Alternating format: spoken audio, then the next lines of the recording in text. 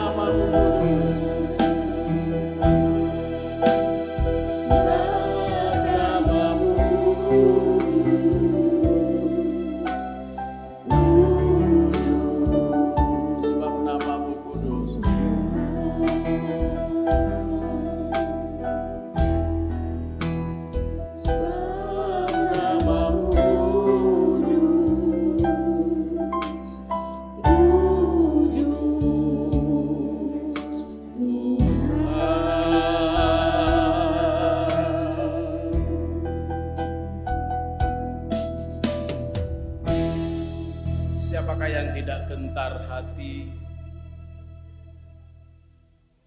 Siapakah yang tidak merasa remuk hati ketika Allah yang Maha Kudus itu, nama yang begitu kudus itu ada di hadapan kita? Seraya kita mengerti bahwa kita tidak ada yang layak satu orang pun di hadapan Tuhan. Karena itu Bapak Ibu, mari kita berdiri. Saya undang kita semua berdiri, kita akan mengaku segala dosa kita di hadapan Tuhan. Tuhan yang adalah kudus itu sungguh bukan hanya akan kita ucapkan. Dengan hati yang remuk mari kita mengaku dosa kita. Sebelum kita boleh melanjutkan perjumpaan kita dengan Tuhan pencipta kita, mari kita mengaku segala dosa-dosa kita. Mari kita berdoa. Bapa kami yang di surga, Tuhan yang kami kenal di dalam Yesus Kristus, Tuhan yang sudah menyapa kami dengan kasih-Mu, Tuhan yang memilih kami bukan karena kami layak untuk dipilih ya Bapa. Semata-mata Tuhan menganugerahkan cuma-cuma kepada setiap kami. Itulah sebabnya kami tidak mampu memegahkan diri sedikit pun. Tidak ada hal yang bisa kami megahkan di hadapan Tuhan, kecuali kami mengaku dosa pelanggaran kami ya Bapa. Tutur kata kami telah melukai sesama kami, melukai istri, anak-anak kami, suami kami. Sikap kami tidak memberikan inspirasi untuk hal positif bagi sesama kami. Kami tidak mampu bersaksi kepada sesama, khususnya mereka yang menolak Kristus. Tuhan, kami mohon ampun atas segala dosa kami. Kami mohon Tuhan menyucikan pelanggaran-pelanggaran kami yang telah kami lakukan di masa yang sudah lewat. Tolonglah kami untuk kami boleh menjadi firman-firman yang hidup, saksi-saksi Tuhan, individu yang mencerminkan, memancarkan kasih Allah yang sudah kami terima itu bertahun-tahun, puluhan tahun, mungkin beberapa tahun kami mengenal Kristus. Kami tahu Tuhan Engkau tidak menghitung jumlah waktu kami mengenal Engkau, tetapi bagaimana intensitas, kualitas hubungan kami, relasi kami dengan Tuhan. Karena itu kami mohon Tuhan supaya nanti kami tidak mendapati Tuhan berkata, "Enyalah engkau, aku tidak mengenal engkau." Tolong kami Tuhan sebagai Kristen supaya makin hari makin takut akan Tuhan. Makin memohon hikmat Tuhan untuk kami boleh semakin sepadan dengan firman-Mu. Terima kasih Bapa, demi darah Kristus yang tercurah di Kalvari, kami mohon pengampunan di hadapan Tuhan. Kasihanilah kami Bapa. Demi nama Yesus Kristus kami berdoa. Amin. Bapak Ibu dipersilakan untuk duduk kembali.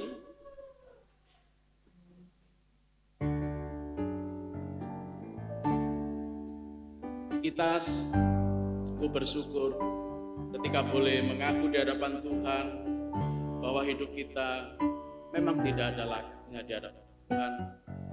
Tetapi yang menjadi sukacita kita adalah salib Kristus. Salib Kristus adalah tanda anugerah terbesar bagi setiap manusia. Lebih istimewa lagi kita yang sudah ditentukan untuk diselamatkan. Karenanya mari kita terus membawa hidup kita dekat salib Tuhan, dekat firman Allah. Bahwa aku ya Yesus dekat salib-Mu.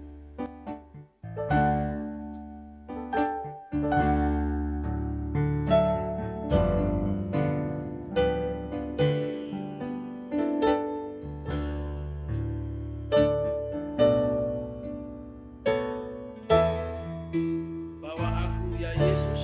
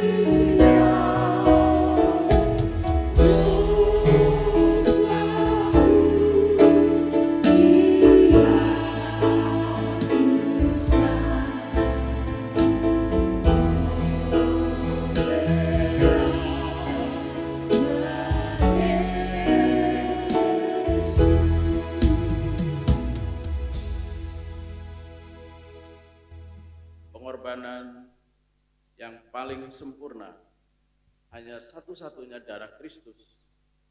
Salibnya selamanya mulia. Dunia menganggap salib adalah kebodohan. Salib adalah kedegilan hati. Tetapi bagi Kristen salib adalah mulia. Karena itu Bapak Ibu, mari kita menerima kemuliaan Tuhan itu. Anugerah bagi kita sekalian. Firman-Nya di dalam Yesaya 36 ayat 26 demikian firman Tuhan. Kamu akan kuberikan hati yang baru dan roh yang baru di dalam batinmu, dan aku akan menjauhkan dirimu dari tubuhmu hati yang keras, dan kuberikan kepadamu hati yang taat. Yesaya 36 ayat 26, perkenankan saya ulangi sekali lagi anugerah bagi kita. Kamu akan kuberikan hati yang baru dan roh yang baru di dalam batinmu, dan aku akan menjauhkan dari tubuhmu hati yang keras, dan kuberikan kepadamu hati yang taat. Mari kita bersama-sama melanjutkan, kita mengucapkan petunjuk hidup baru bagi kita sekalian. Jika Tuhan izinkan kita melanjutkan hidup kita pada waktu yang ke depan, kita boleh melihat, menghidupi firman ini. Roma 10 ayat 13. Kita mengucapkan dari alamat firman Tuhan. 1, 2, 3. Roma 10 ayat 13.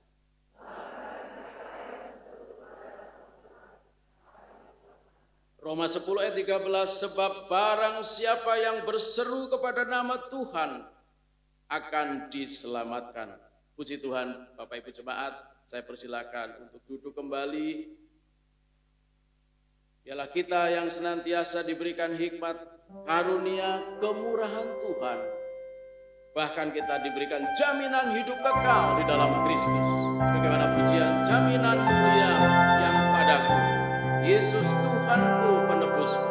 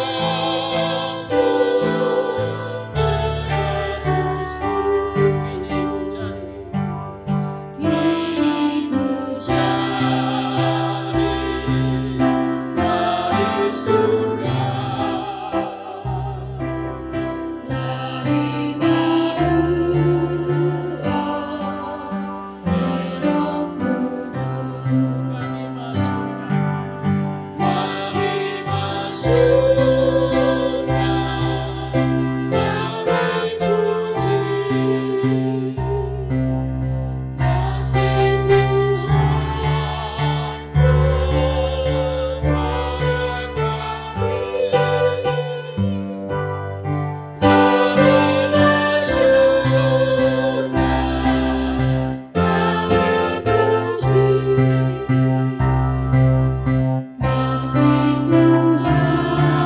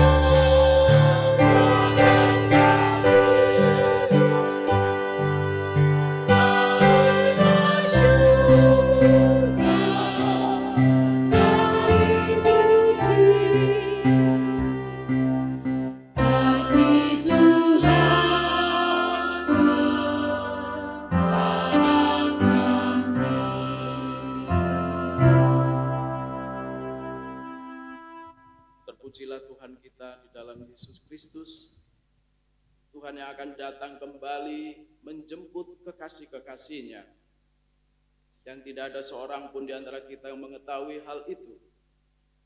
Namun kita terus waspada, kita terus siuman, menjaga iman kita, menjaga hidup kita di dalam komunitas percaya. Maka mari kita ucapkan prinsip-prinsip iman Kristen sesuai pengakuan iman rasuli yang berbunyi demikian. Pengakuan iman rasuli. Aku percaya kepada Allah, Bapa yang Maha Kuasa, Khalik langit dan bumi, dan kepada Yesus Kristus anaknya yang tunggal Tuhan kita, yang dikandung dari Roh Kudus, lahir dari anak darah Maria, yang menderita sengsara di bawah pemerintahan Pontius Pilatus, disalibkan, mati dan dikuburkan, turun dalam kerajaan maut. Pada hari yang ketiga bangkit pula dari antara orang mati, naik ke surga, duduk di sebelah kanan Allah, Bapa yang Maha Kuasa, dan dari sana ia akan datang untuk menghakimi orang yang hidup dan yang mati. Aku percaya kepada Roh Kudus, gereja yang kudus dan am, persekutuan orang kudus, pengampunan dosa, kebangkitan tubuh, dan hidup yang kekal. Amin. Terima kasih Bapak Ibu, dipersilakan duduk kembali. Mari kita bersama-sama naikkan syafaat kita. Tuhan akan memimpin doa syafaat pagi hari ini. Dipersilakan. Mari kita bersatu di dalam doa. Bapa di dalam kerajaan surga, Bapa yang kami puji di dalam nama Tuhan Yesus Kristus, pada pagi hari ini kami bersyukur untuk kasih Tuhan yang begitu berlimpah di dalam kehidupan kami, hingga kami boleh ada bersekutu pada saat ini, semua karena kasih karunia-Mu ya Tuhan. Saat ini kami datang dengan segala permohonan kami ya Tuhan. Kami mau menyerahkan untuk komisi sekolah minggu dan juga komisi lansia ke dalam tangan-Mu Tuhan. Kiranya Tuhan memberkati segenap anggota di setiap komisi, kiranya semakin giat di dalam beribadah, semakin rindu mengenal Tuhan, semakin mengasihi Tuhan hari lepas hari. Tuhan juga memberkati pengurus di setiap komisi, baik itu sekolah minggu maupun lansia. Kiranya Tuhan berikan semangat dan juga sukacita di dalam melayani Tuhan.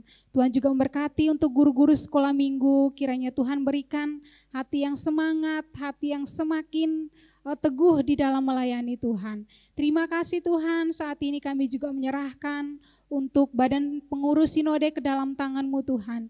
Tuhan memberkati untuk program yang akan dilakukan pada tahun ini. Kiranya Tuhan memberkati supaya program yang ada dapat dikerjakan dengan baik, dan melalui program yang ada pun boleh membawa seluruh gereja GKT yang ada di Indonesia semakin bertumbuh lebih baik lagi hari lepas hari. Terima kasih ya Tuhan, kami juga berdoa menyerahkan Tuhan untuk keberadaan PGI di Indonesia Tuhan.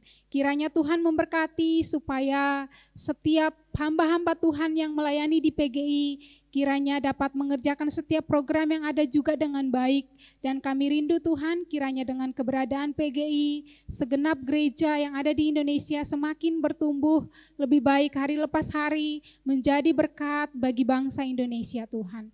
Kami pada saat ini menyerahkan juga untuk pelayanan misi ke dalam tangan-Mu Tuhan, berkati setiap hamba-hamba Tuhan, setiap misionaris yang melayani, baik itu yang ada di kota, sampai ke pedalaman, sampai ke kampung-kampung. Kiranya Tuhan memberkati dan menolong mereka, segala kebutuhan hidup mereka Tuhan cukupi, Tuhan yang menjaga, melindungi mereka Tuhan, khususnya di daerah-daerah pelosok Tuhan. Kiranya Tuhan memperhatikan segala kebutuhan mereka, dan kiranya setiap benih firman Tuhan, setiap benih Injil yang ditabur itu dapat bertumbuh di dalam hati setiap anak-anak Tuhan yang mendengar. Terima kasih Tuhan, kami membawa setiap seru doa kami ke dalam tangan-Mu, hanya di dalam nama Tuhan Yesus Kristus kami berdoa dan mengucapkan syukur. Haleluya, amin. Amin. Terima kasih saudara. Bapak Ibu, salah satu lirik yang begitu indah, menggunakan metafora yang jelas, sederhana, dan saya yakin ini karena tangan Tuhan menuntun, atau Roh Allah menuntun si penulis. seperti rusa rindu sungai. Sungai siapa? Sungai Allah. Allah yang adalah sumber hidup kita. Kalau rusa begitu haus dan mencari Allah, bagaimana dengan kita? Firman-Nya adalah kerinduan kita. Seperti rusa rindu sungai, jiwaku rindu Engkau. Kita akan pujikan ini sebelum kita diberkati penyampaian firman Tuhan oleh hamba-Nya Sofia.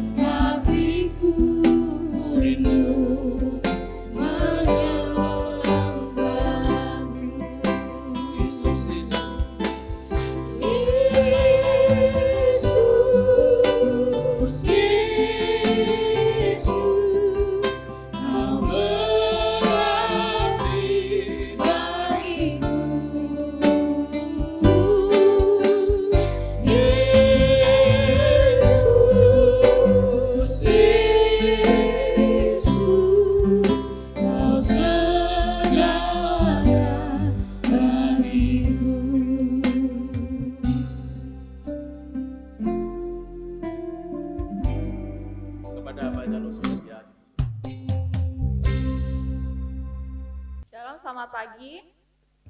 Mari sama-sama kita berdoa.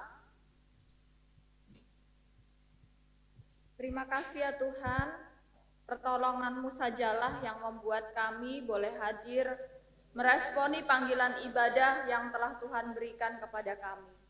Kami bersyukur kepada-Mu Tuhan, kiranya Engkau membuka hati dan pikiran kami, supaya di dalam waktu yang singkat ini sungguh-sungguh kami boleh belajar kebenaran firman-Mu dengan baik.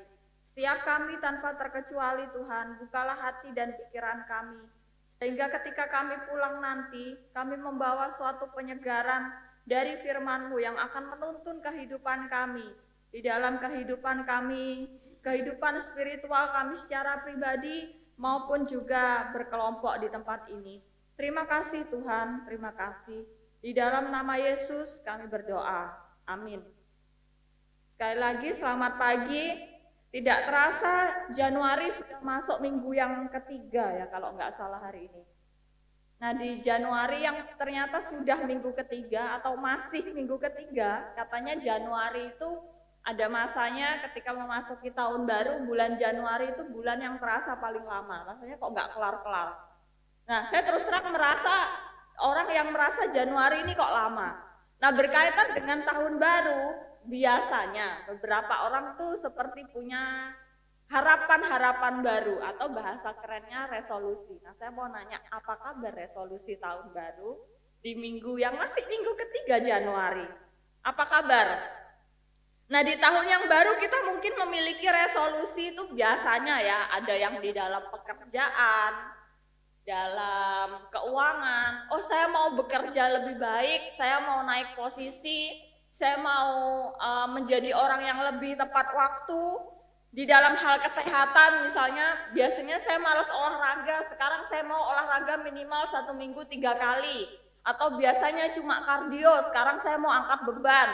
Dan banyak-banyak hal yang lain. Biasanya kita punya goal-goal sendiri ya, namanya juga tahun baru, semangat baru. Slide berikutnya. Nah, saya hari ini diberikan tema khususnya tentang doa. Minggu lalu kalau Bapak Ibu Saudara ingat, Lausahana membahas tentang saat teduh dan minggu sebelumnya Musa tentang ibadah. Nah, saya rasa ini satu hal yang baik di awal tahun, di tahun yang baru kita kembali menata kehidupan ibadah kita, saat teduh kita, dan doa. Tapi saya tidak akan membahas bagaimana, mengapa, kapan tentang doa, karena hal tersebut sudah disampaikan oleh Lausahana di minggu yang lalu. Nah saya ingin kita membahas hal yang lain tentang doa, yang mari bersama-sama kita buka satu bagian Alkitab kita, Nehemia 1, ayat 1 sampai 11. Nehemia pasal 1 ayat 1 sampai 11, kita akan bacakan bergantian ya. Saya ayat 1, Bapak Ibu Saudara ayat 2. Nehemia. Saya akan mengawali, nanti boleh bergantian. Doa Nehemia bagi orang Israel. Riwayat Nehemia bin Hakalya. Pada bulan Kislu tahun ke-20 ketika aku ada di Puri Susan,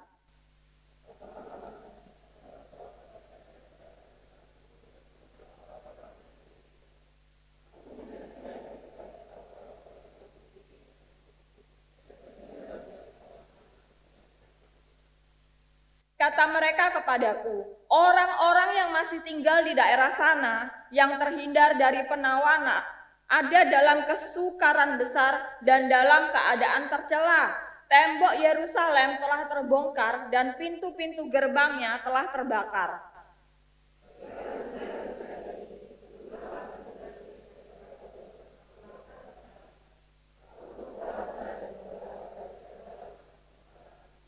Ayat 5, kataku, ya Tuhan Allah semesta langit, Allah yang maha besar dan dahsyat, yang berpegang pada perjanjian dan kasih setianya terhadap orang yang kasih kepadanya dan tetap mengikuti perintah-perintahnya.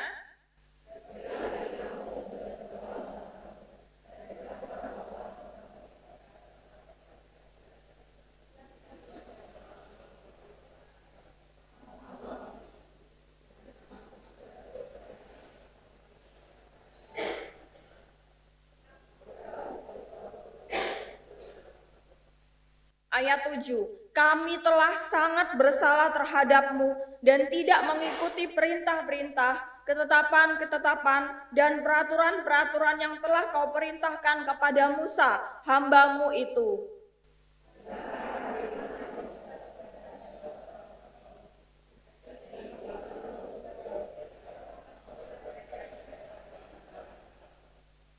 Tetapi bila kamu berbalik kepadaku dan tetap mengikuti perintah-perintahku serta melakukannya, maka sekalipun orang-orang buanganmu ada di ujung langit, akan kukumpulkan mereka kembali dan kubawa ke tempat yang telah kupilih untuk membuat namaku diam di sana.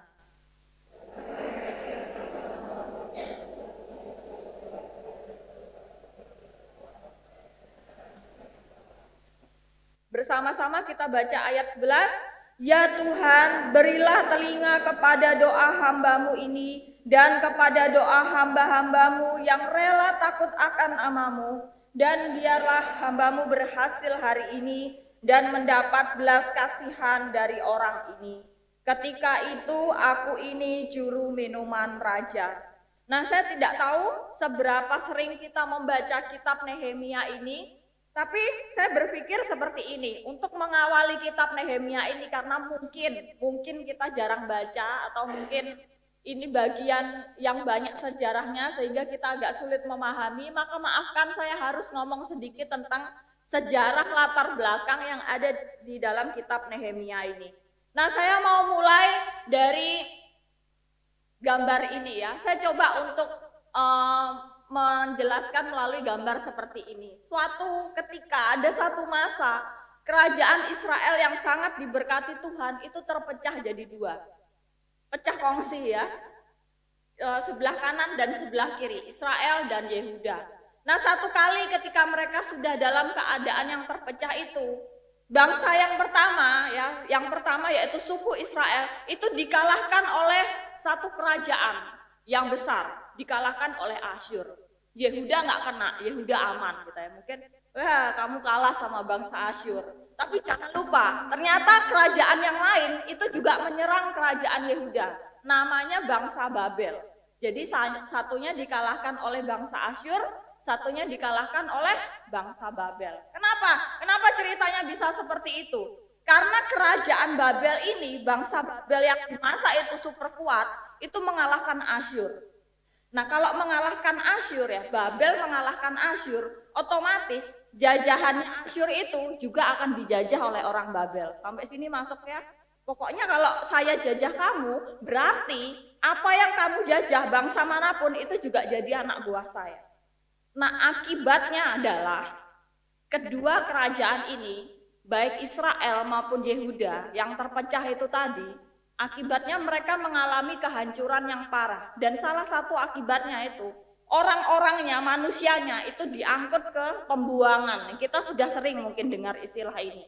Jadi anggap saja bangsa A ketika mereka dijajah, sebagian, tidak semua, mereka itu diangkut ke tempat jajahan mereka, ke tempat yang baru. Hidup di tanah jajahan itu tentu bukan satu hal yang menyenangkan bagi mayoritas masyarakat yang ada di sana. Tapi seperti kata peribahasa, di atasnya langit masih ada langit. Mungkin kala itu mereka menganggap, wah bangsa Asyur nih kuat. Ternyata di atasnya bangsa Asyur ada bangsa Babel yang lebih kuat. Ingat, di atasnya langit masih ada langit. Next slide. Ada satu nama kerajaan yang pada masa itu kekuasaannya begitu besar. Namanya Kerajaan Persia. Nah, Kerajaan Persia ini akhirnya mengalahkan Babel. Sehingga apa? Sehingga pada akhirnya Kerajaan Persia ini yang berkuasa sepenuhnya.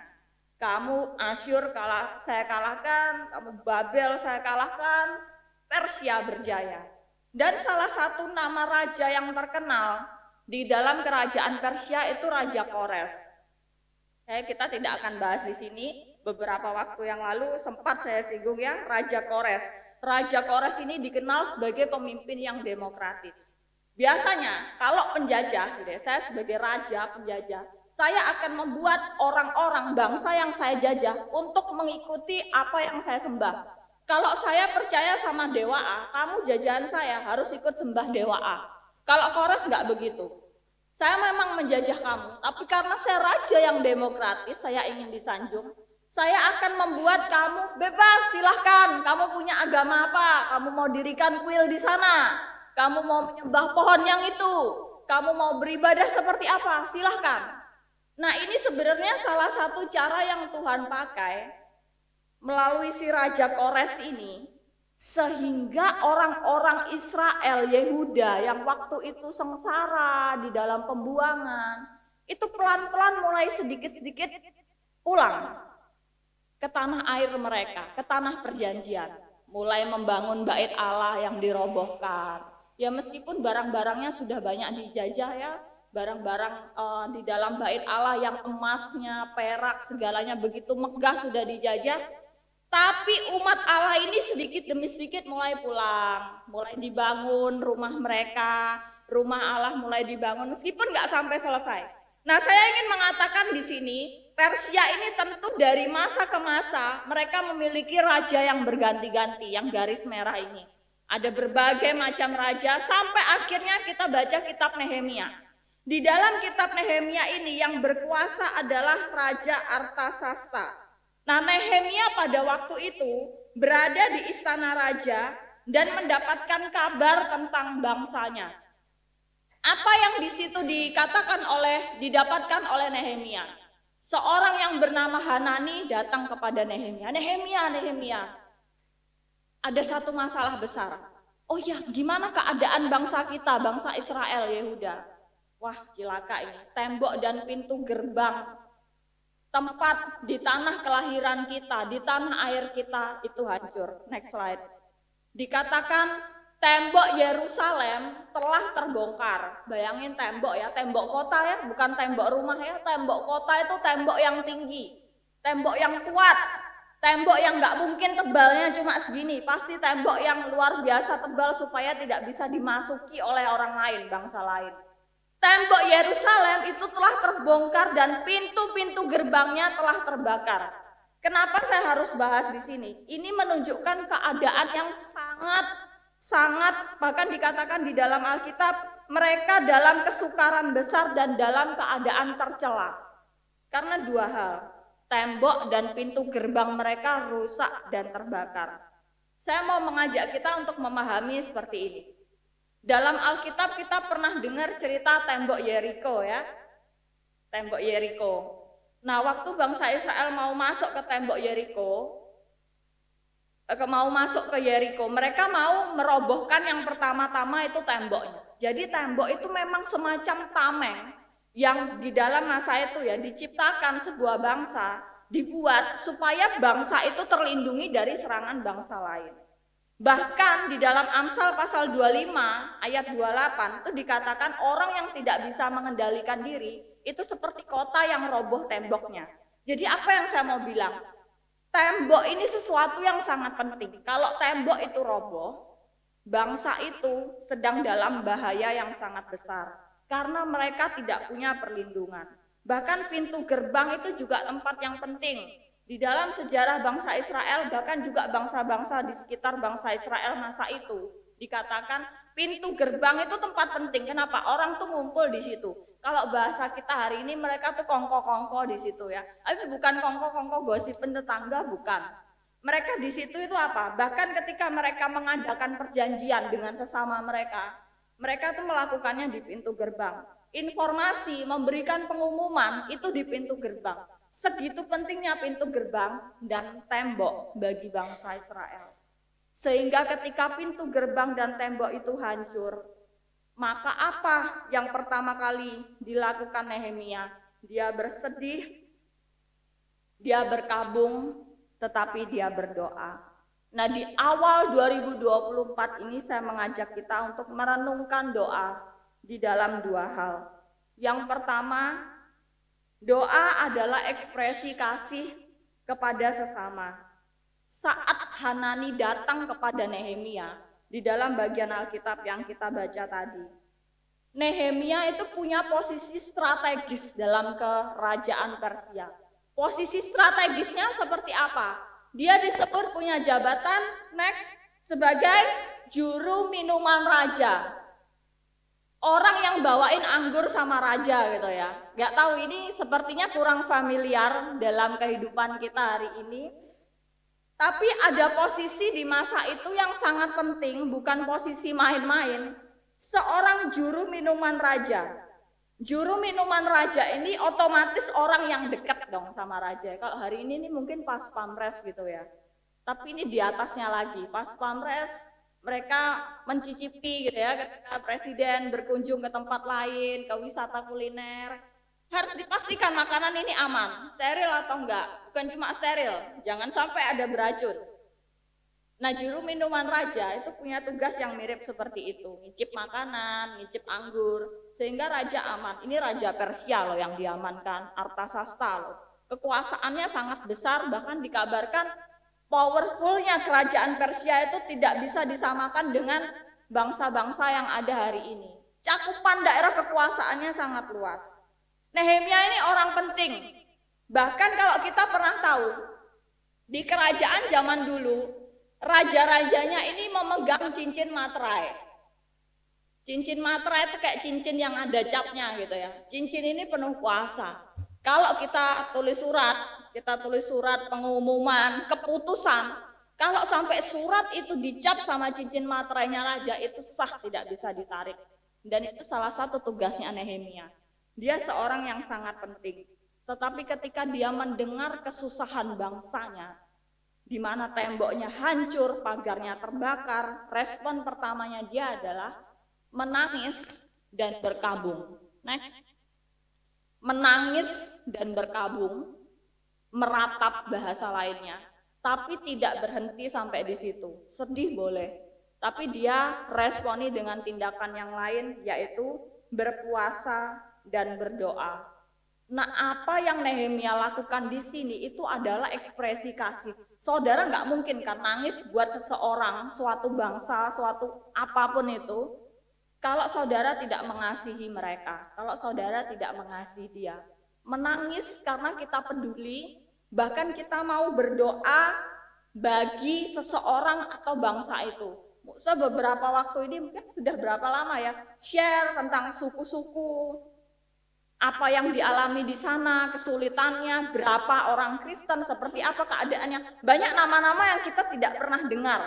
Tapi dari informasi yang diberikan kita jadi tahu, oh ternyata ada suku ini, bahkan mungkin di Indonesia sendiri yang masih mengalami kesulitan. Nah, pernahkah kita, mungkin tidak usah buat suku atau bangsa ya, pernahkah kita mengalami kesedihan yang begitu dalam terhadap seseorang yang kita kasihi, tapi tidak berhenti sampai disedih dan berkabung?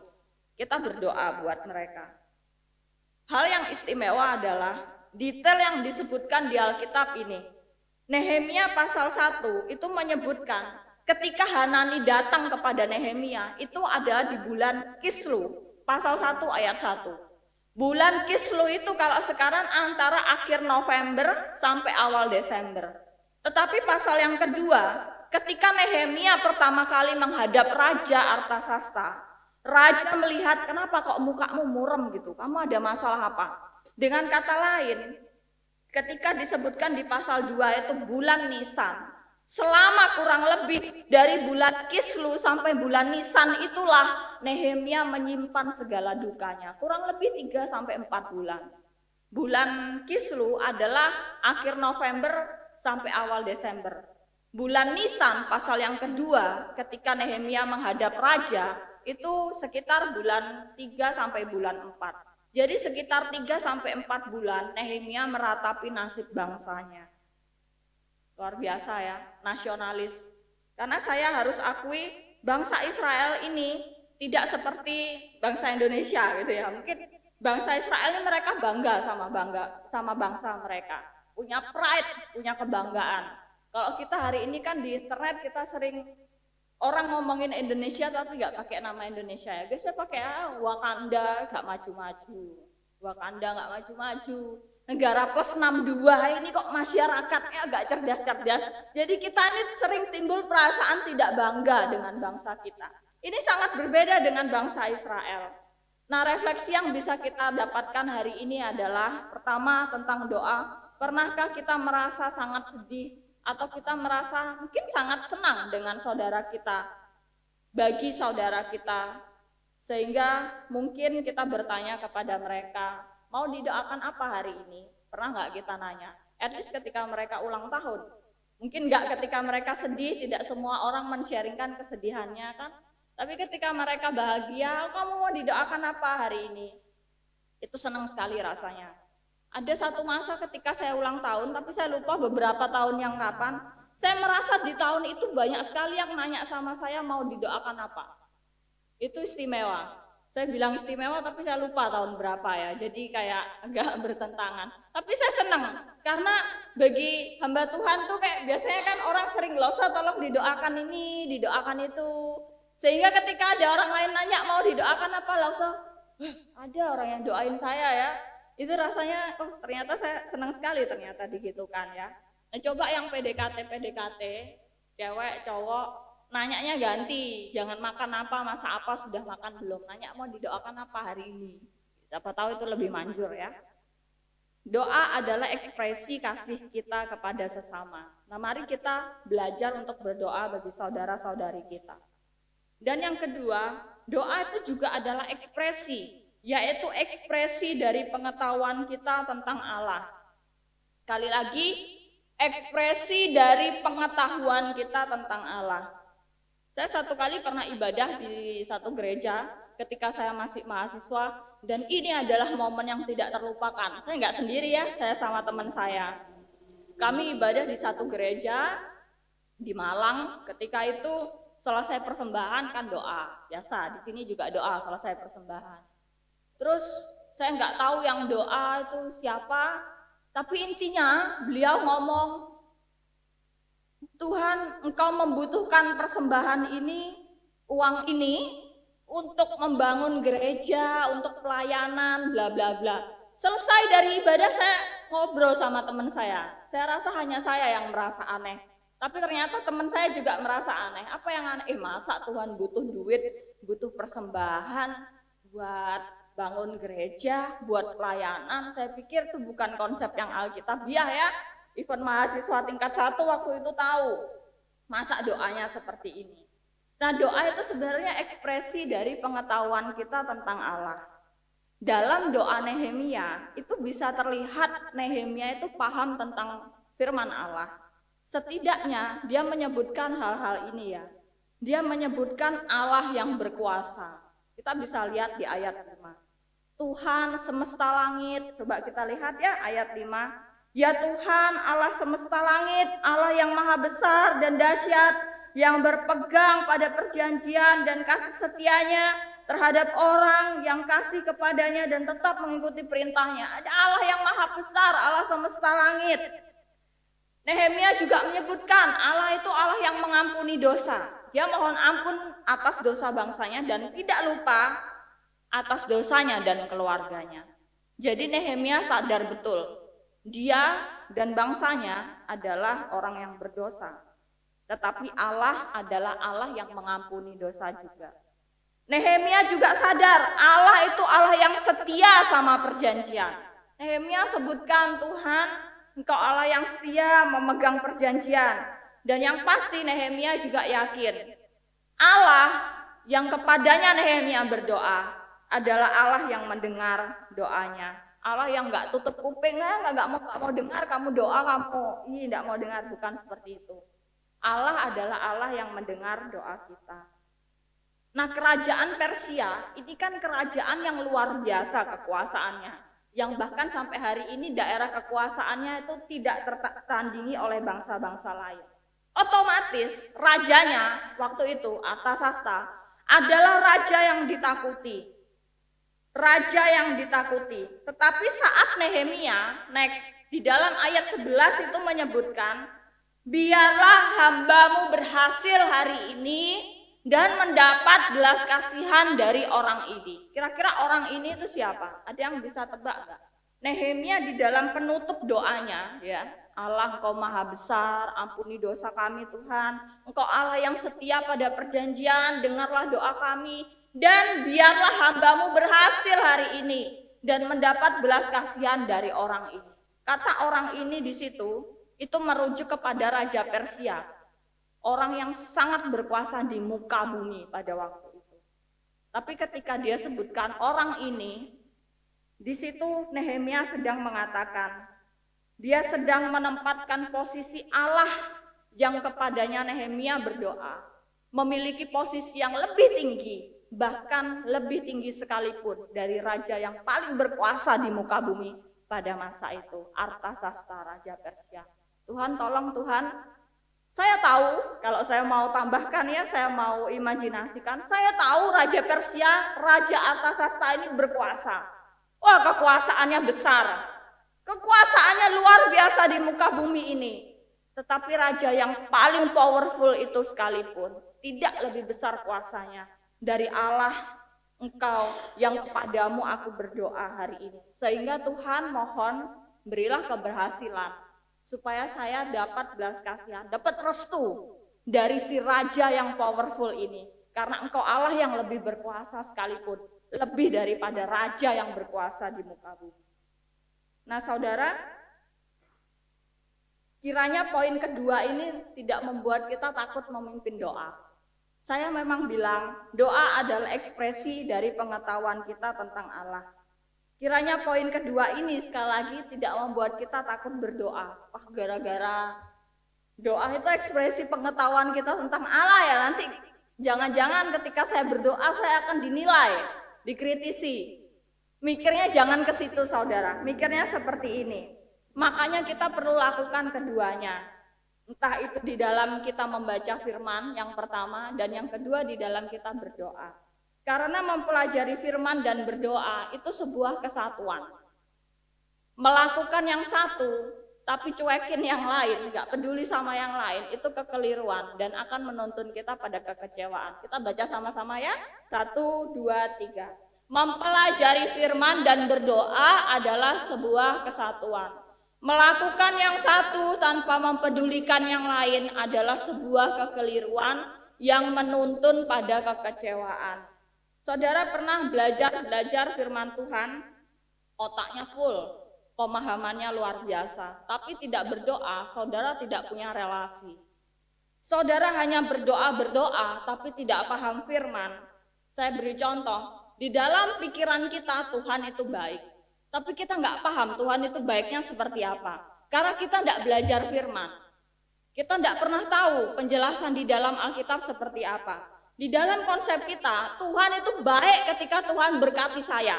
Tuhan, saya punya masalah A, Tuhan itu baik, saya tahu, maka Tuhan pasti akan menolong saya keluar dari masalah ini tanpa berhutang.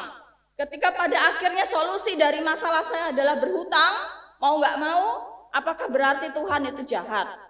Tuhan memberikan kita solusi, Tuhan memberi kita pertolongan dengan banyak cara. Caranya nggak harus melalui berkat. Bukan ketika kita tidak diberkati sejumlah nominal yang kita doakan kepada Tuhan, berarti kita jahat. Semua tergantung pemikiran kita terhadap Tuhan yang sudah ada diberikan di dalam Alkitab, yang seharusnya kita cintai, kita pelajari, kita renungkan setiap hari. Tuhan itu baik, tetapi kita perlu memiliki pemahaman yang lebih jauh lagi tentang Tuhan. Sehingga ketika kita berdoa, pikiran-pikiran kita tentang Tuhan itu tidak salah. Akhirnya apa? Menuntun pada kekecewaan. Kok Tuhan nggak berkati aku? Kok Tuhan nggak tolong? Kok Tuhan nggak kasih saya anak? Kok Tuhan nggak tolong anak saya? Ketika Tuhan tidak kasih sesuai dengan doa saya kemudian merasa Tuhan jahat. Padahal yang salah bukan Tuhan. Yang salah saya yang nggak paham firman Tuhan. Bahkan seorang teologian yang bernama D.L. Moody mengatakan, ketika saya berdoa, saya berbicara kepada Tuhan. Tetapi ketika saya baca firman, Tuhan itu bicara kepada saya.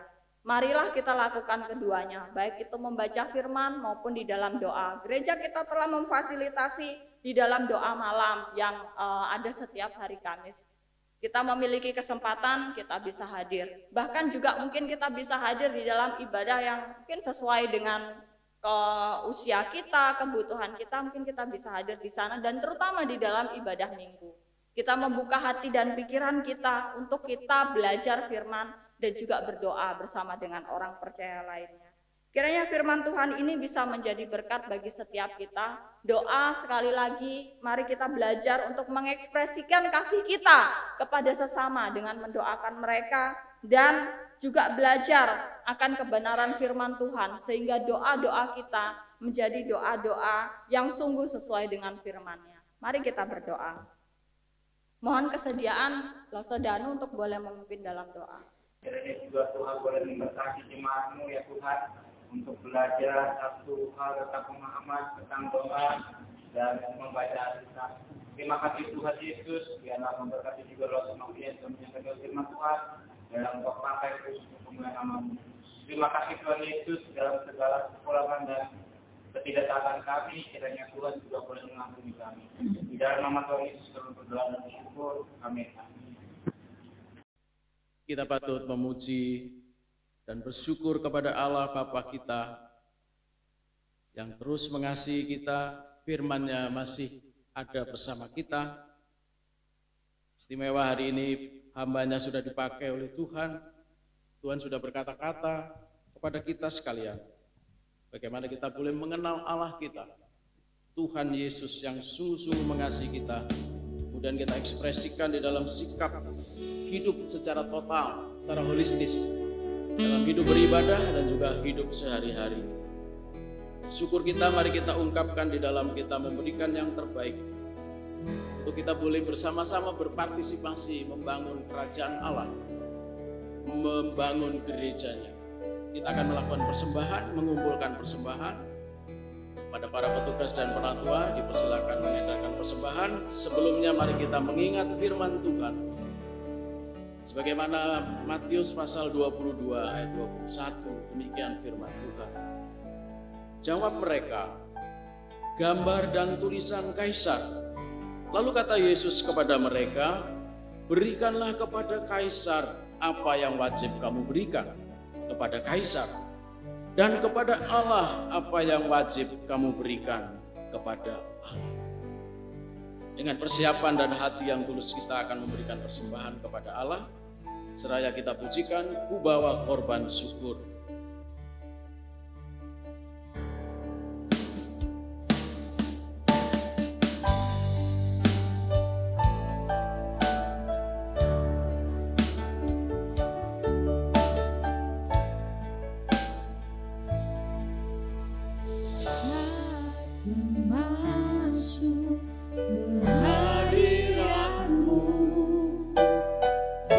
Tersungkur dan sembah.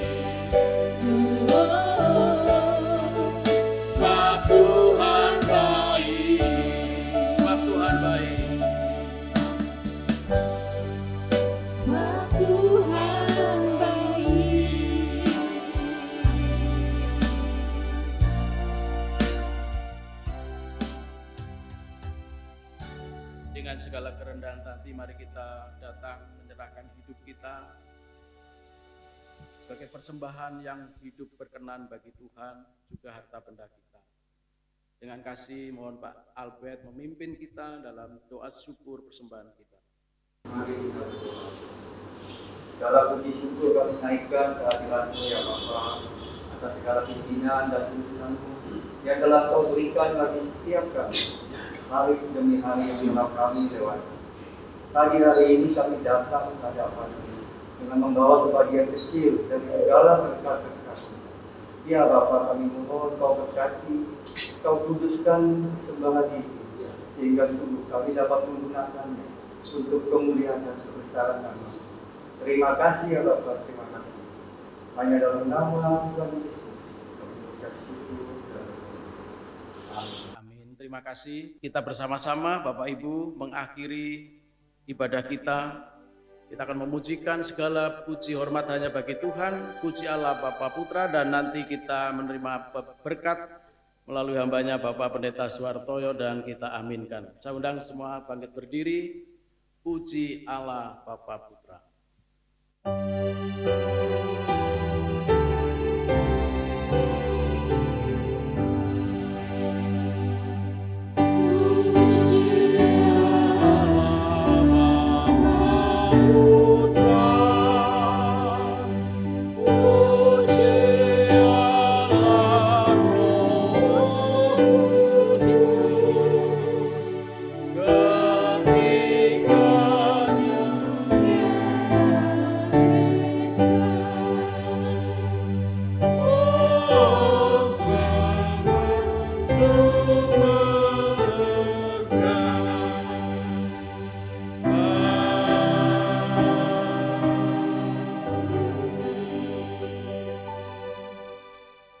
Jemaat yang mengasihi Tuhan, apapun persoalan dan pergumulan kita, ingatlah pesan firman Tuhan, yaitu tetaplah berdoa. Arahkan hatimu kepada Tuhan dan terimalah berkat. Kiranya kasih yang abadi yang kekal dari Allah Bapa di surga yang mulia, kiranya anugerah keselamatan dari Tuhan kita Yesus Kristus, kiranya penghiburan pertolongan dari Allah Roh Kudus menyertai hidupmu sekalian mulai saat ini sampai Maranatha, Tuhan Yesus datang yang kedua kalinya. Amin.